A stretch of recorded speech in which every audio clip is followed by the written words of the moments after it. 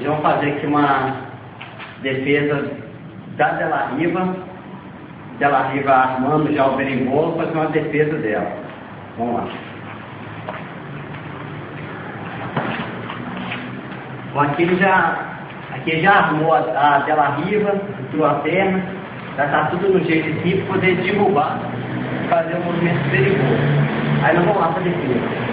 A minha mão que está segurando aqui, ó, nesse plano aqui, que é a defesa, eu vou tirar ela e vou segurar aqui no braço dele.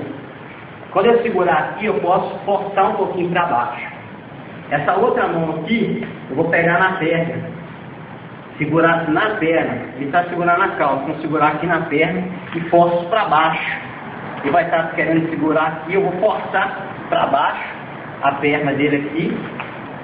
Essa perna que está vindo aqui, eu vou dar uma encolhida para cá, meu joelho abaixo, segurando aqui, e daí eu vou fazer uma cambalhota para lá, ó, segurando aqui e segurando a perna e faço a cambalhota. Ó, rodei. Essa perna eu trago para mim. A outra está na mão, eu empurro para lá e ó, jogo. Detalhe aqui, a mão que eu segurei, eu já posso finalizar ele aqui, ó. Da mão de vaca, dá para finalizar aqui também. Daí eu posso soltar, fazer um gancho e para as costas. E aqui finalizar.